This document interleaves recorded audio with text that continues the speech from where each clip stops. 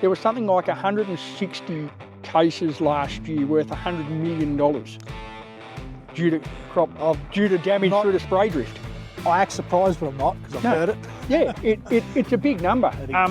So if all of a sudden we have a piece of technology that can help to reduce that, because again, I go back to, if you're doing things wrong or you're outside of what should be normal operating practices, we're not going to stop that. But the accidental stuff, or the stuff that is purely because of the wind speed or whatever it might be, we can have an influence on those, that's for sure. Yeah, nice. That's going to play a big part in it. Okay. Welcome everybody to the Seraphim Machinery podcast. Here today we are over just south of Wagga Wagga, up in the Gilson Heights area. It's a beautiful view out behind us looking out over Wagga. And we are here today with one of my long-term friends, James Turtle from MagrowTec. It's not where we met though, no. But yeah, MagrowTec is a bit of a new startup company here in Australia. Yep. So yeah, we'll get in and have a bit of a chat about that. But thanks for taking the time out, mate, and the coffee was good. No, all good. It was good to catch up. Yep. Start off. Yeah. Bit of history about James Turtle. Yeah, righto.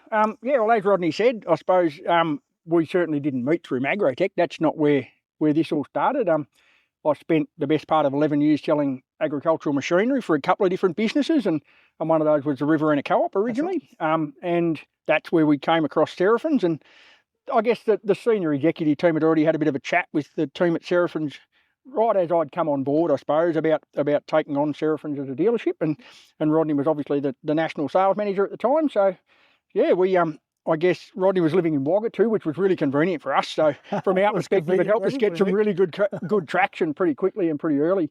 And yeah, look, we had a lot of success with that Seraphim product, and yeah, look, had a fair bit to do with Rodney and obviously Darryl and the rest of the team over there as well.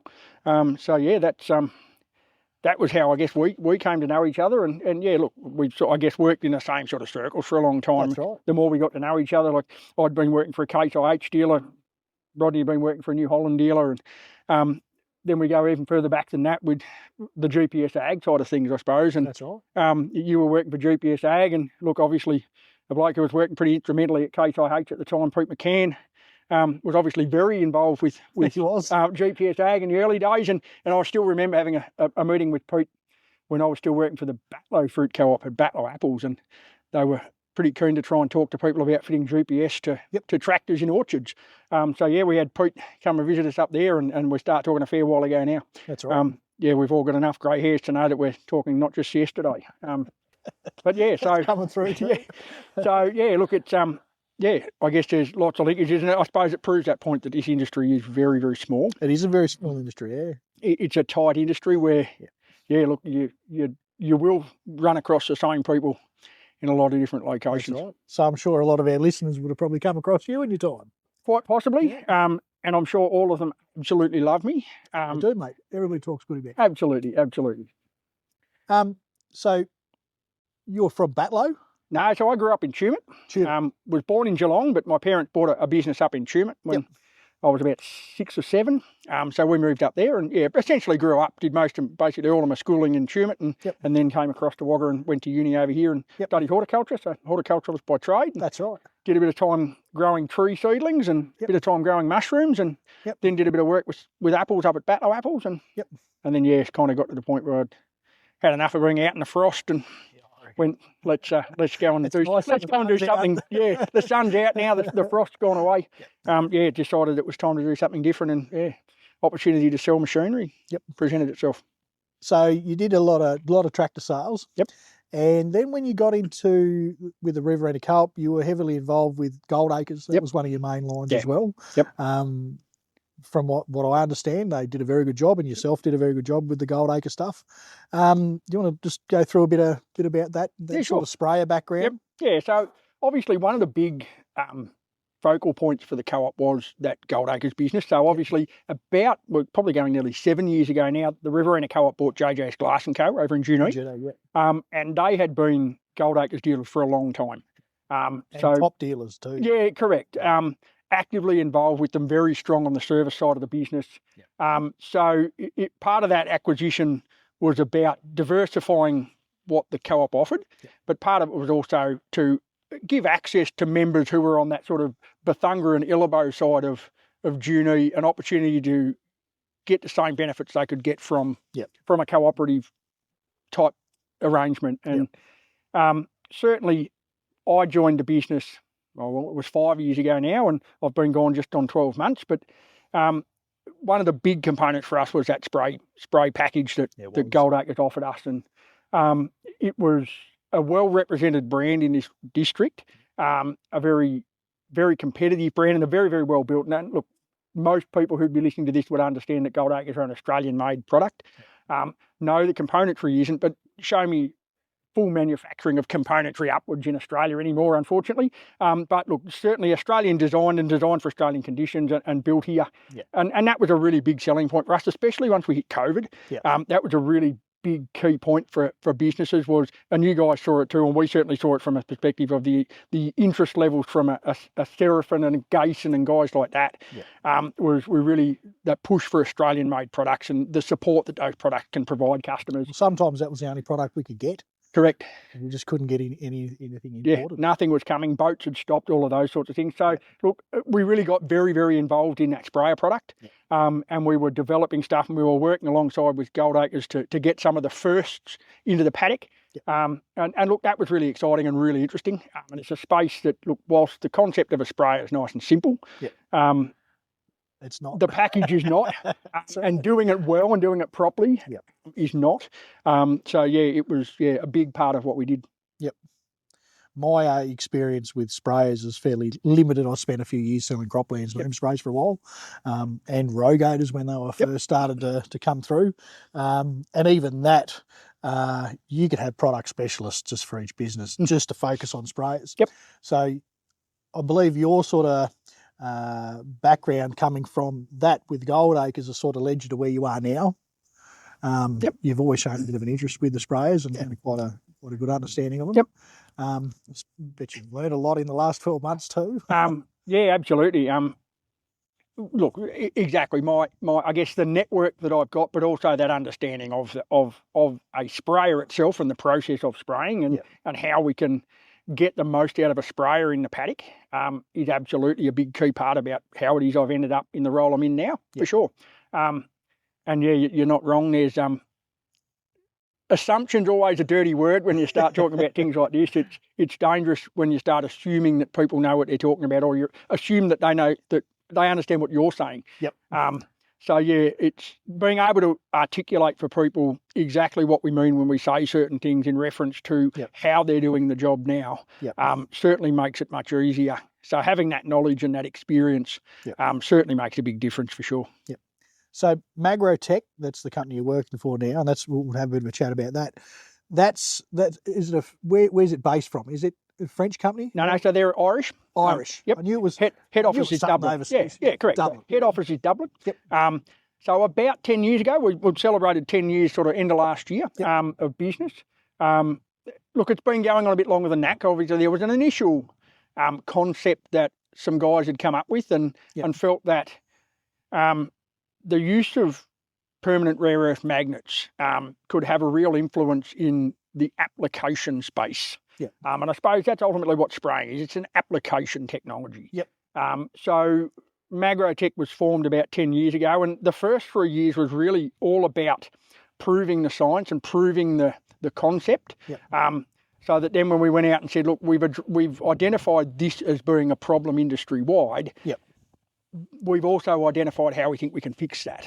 And then we've just got to marry the two together and come up with a solution. So then came the development of the actual commercial product, and that's had some evolution since then. But certainly there was a sound grounding in the science behind what they thought, rather than just saying we think. We can go out and say, well, we know, because we've done the homework and we've done the scientific research behind it to make sure that the solution actually does solve the problem. So the problem you are trying to solve is? So at the end of the day, and I guess it surprises a lot of people when we start saying somewhere between, up to 70-80% of chemistry that gets sprayed by a sprayer doesn't necessarily hit the target. That's right. Now, we say up to because there's lots of variables that go into it, and there's so many variables into setting up a sprayer properly to begin with. But the identification for us was, look, at the end of the day, why not put more of what you've already paid for and what you're already doing Yep. onto the desired target to begin with. Yep. So we want to reduce waste. Yep. That's the other way of looking at it. Rather than it either drifting or it running off and finishing up on the soil and it not doing the job that you had intended it to do. Yep. It's more about, look, let's come up with a solution that helps us to reduce waste, but also do a better job. Yep. And our cat's cry doing more with less. Yep. Now, that doesn't mean that we immediately want people to cut water rates or we don't want people to cut chemical rates. Yep. We want to make sure that they put as many of the right-sized droplets Yep. of the droplet spectrum where it needs to go. Now, if that's something that is meant to be on the soil, Yep. we want it on the soil. We don't want it somewhere else. Yep. But if it's meant to be on the leaf of a plant, Yep. that's where it needs to be. Yep. But it needs to be through the whole canopy. Yep. So it's about getting canopy penetration. It's about getting coverage. Yep. And we're having an influence on a number of factors that allow us to do that. Yeah. What crops are you really targeting? Is there a particular crop? No, so look, at this point in proceedings, we've done crop science work in about 25 to 30 different crop types worldwide. Yep. Now, that's everything from broadacre horticulture, so lettuce, potatoes, onions, right through to cotton, canola, soybeans, corn, all of those sorts of things. Done some stuff in strawberries. Yep. So anything that basically utilises a broadacre style sprayer, so a traditional type boom spray unit, Yep. Can be assisted by the addition of MagrowTec. Yep. MagrowTec as a product, what does it actually entail? Is it a retrofit kit? Is it something you've got to put on at factory onto a new sprayer? Where does it sort of lie in that? So at the end of the day, MagrowTec is very much a retrofittable technology. Yep. Essentially two components to it. So we have what we call our manifold stack, Yep. Which is an 8 manifold unit that gets bolted to the chassis of the sprayer. Now the location varies a bit depending on the brand and make and type of sprayer, Yep. but that chassis mount allows us to direct flow from the pump through to the flow controller. So we go through the manifold and then to the controller. Yep. And then we insert and that manifold, I should say, has a series of very strong permanent rare earth magnets inside of it. And it's the flow through that manifold that derives the effect Yep. that we are looking for. And I guess the best way to put it is it's when we mix chemical into water, which the aim is to put it into suspension. Yep. So we want to agitate it. We want to get that chemical mixed into that water. And there's an assumption, we go back to that word again, that's consistent. Yep. So people assume that because they've agitated it for half an hour, that ag chem is evenly or uniformly distributed through the water itself, Yep. Which is not the case. So by passing it through these magnets or through this manifold, we are essentially conditioning that fluid and dragging those spray molecules or that chemistry Yep. more consistently through that fluid stream. Yep. So the idea being is that the positive and negative ions associated with your ag chem gets dragged consistently and uniformly through that spray fluid. Yep. So that then when we run it through the boom line, which we then insert a magnetic rod up inside the boom line as well to maintain and enhance that magnetic effect. Yep. Because we're not magnetising anything. We're not putting a polarity on it. We are just using it to, I guess, condition or prime that fluid to be as consistent as possible. Yep. So that then when we get to the nozzle, we can make the most compact droplet spectrum we can. Yep. So we're trying to cut out those driftable fines and that excessively coarse stuff that bounces and runs off. And So that's where you've got to work in from that point to where you want to get it, whether it's in the canopy or whether it's on the soil. That's where the rest of the sprayer comes into it as well. of course it does. Yep. Yep. And that's where we start talking about we've got to be aware of the pressure that we're using and the forward travel speed and our distance from our target and, Yep. and all of those sorts of things. So that I guess we call them the common practices associated with spraying, but Yep. they're not necessarily always common, and we often go looking for the hard things to fix. Sometimes it's the really simple things Yep. that actually need to be modified ever so slightly. So it's understanding that all of those things are working properly Yep. that then get us that. And it's all about efficacy. Yep. We want to get the most efficacious result we possibly can when we go out spraying. Yep. Because if your agronomist is talking to you about the timeliness with which you're applying chemistry, because something needs to be done in the next 3 or 4 days to get proper control. If we can get that proper control, if we can get out there and make that timely application, and we use technology like MagrowTec to get as much as we possibly can onto that plant to begin with, Yep. we give ourselves the best possible chance of controlling that issue. And that might mean we can cut out a whole spray pass. Yeah. But what it might also mean is that you eventually start linking that back to conversations like, if I get a proper application at a timely interval, I give myself the best opportunity of maximising my yield and quality. Yep. Because that's what it's all about. That's why growers are growing stuff. Yeah. From what I can sort of see, it's that real trying to get that last little bit of efficacy, as we say, out of the whole process, so that what you're spending on in spray, fuel, labour, everything like that, you're getting the most out of what you can, because at the end of the day, we've improved our farming practices so much in the last 15, 20 years. Yep. You get to a point where, and some of our sprayer products and stuff like that are a hell of a lot better than what they were. Our understanding of the application, go back 10 years ago, Delta T, that's probably the only thing that we're looking at. Yep. Wind speed. What do you mean boom height?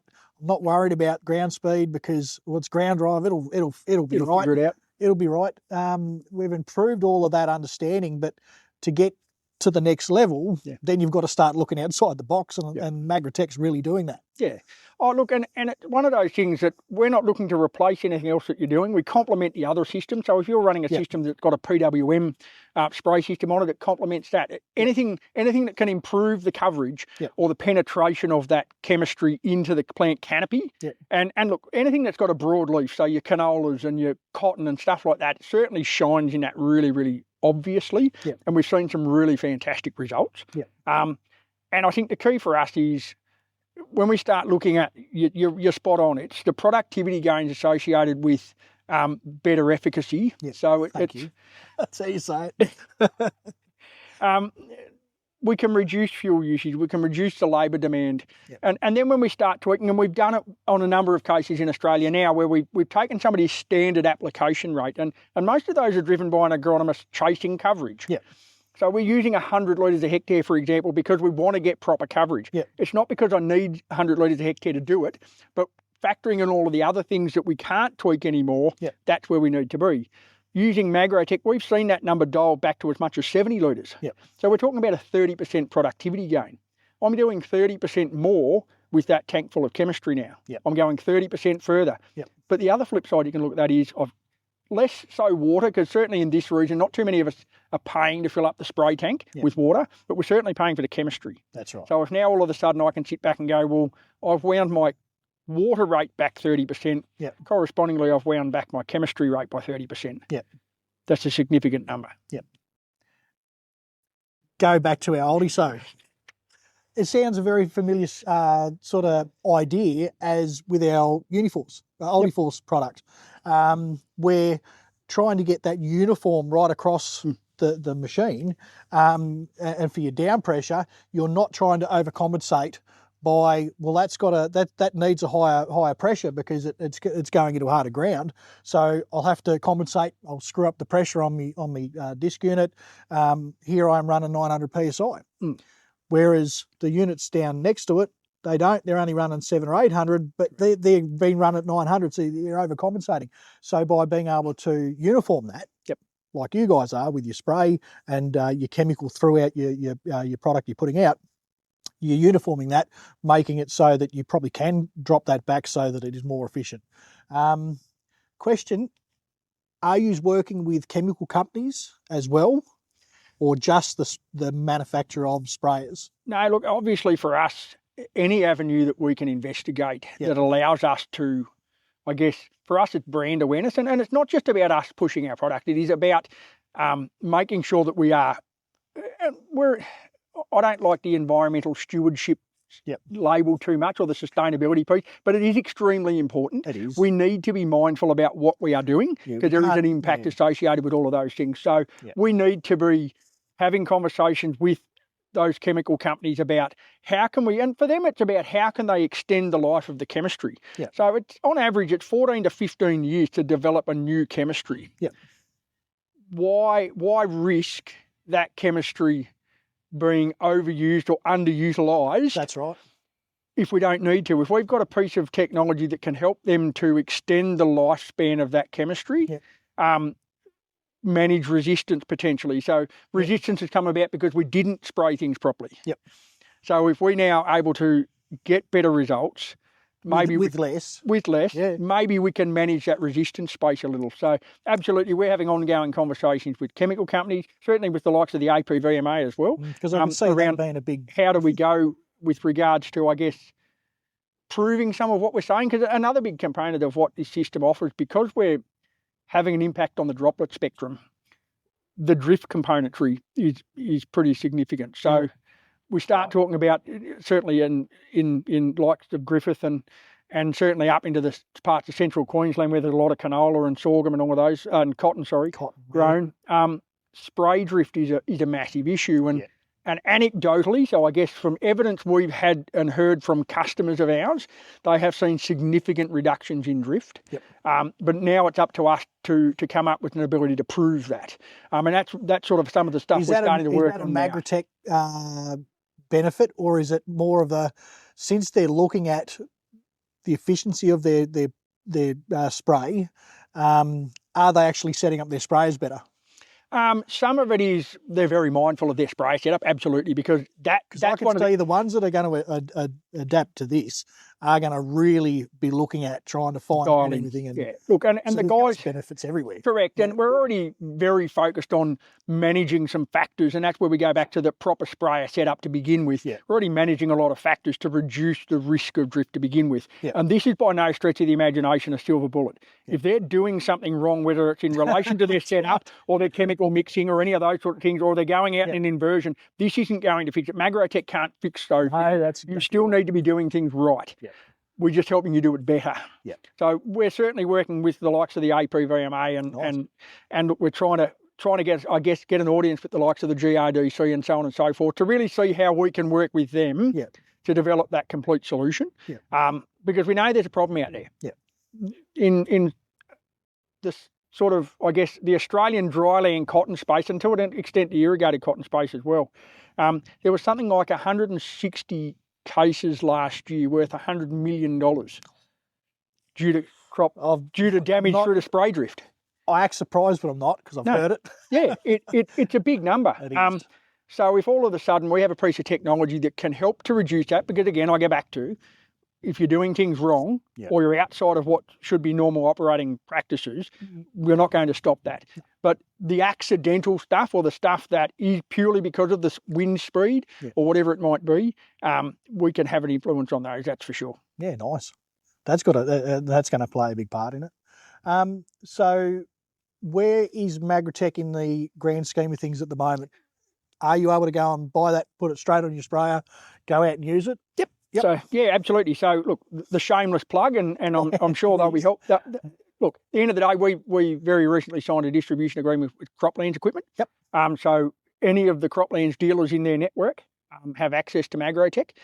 Each of their territory managers, which is, I guess, the really strong point for us, their territory manager network is, I guess, a bit unique.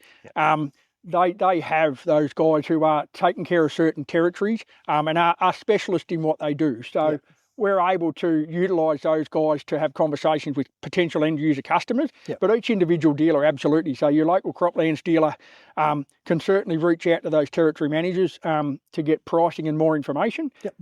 We've got return on investment calculators. We've got a really strong, it's a really big bonus for us, because we can sit down with you and your agronomist and go through the actual figures that you are using. So your diesel cost, your labour cost, your distance to your fill point, all sorts of stuff, including all of your chemical use, your number of passes through the paddock for each individual crop and each individual chemistry type, and give you a return on investment. And we can start looking at, what if I reduce my rate by 10%? What's that going to do? We can do all of those sorts of things for you. So yeah, absolutely, it's a commercially available product. And look, I would suggest to you that at the end of the day, it's your local Croplands dealer. At the same time, look, don't hesitate to reach out to MagrowTec themselves. Look, if you can't you're not sure who your local Croplands dealer is, feel free to jump onto the MagrowTec website rather, and shoot an inquiry through. It'll get through to ourselves, and we can certainly point you in the right direction. That's for sure. So very much a commercially available product that is ready to be retrofitted. There's stock in Australia. Croplands placed an order just before Christmas, and they've got stock in their warehouse in Adelaide, ready to go. So awesome. Yeah. But it is retrofittable to any broadacre sprayer. Brand agnostic, sprayer type agnostic. So self-propelled trailing linkage doesn't matter. Doesn't matter what brand. We fitted it to nearly 400 units worldwide now. So there's not too many makes of sprayer we haven't fitted one to. So there's some componentry that needs to be manufactured to suit each sprayer, which is mainly the bracket kit that we use to mount the manifold to. But certainly, again, through that Croplands dealer network, they've got access to all of that stuff. Yeah, easy. Nice. I drink Wild Turkey, just in case you wanted to know. I'll let Hamo know. Yeah, Hamo should know. Actually, he probably thinks I drink rum. Yeah. Thanks very much for your time, mate. No worries. Really appreciate it. Very interesting, because it is a new technology that I had no idea about. I knew it had something to do with magnets. I thought it was French, but no, it's Irish. And unfortunately, you're not selling Seraphim products anymore. But no, it's really good to catch up. Yeah, you too. Thanks for your hospitality. Thanks for no dramas. Not a drama at all. And yeah, mate, we'll catch you again. All good. Thank you. Thanks, Rod. Right, thanks everybody. That's just another brief podcast episode for us. Like and subscribe, as I always say, and we'll catch you next time. Thank you.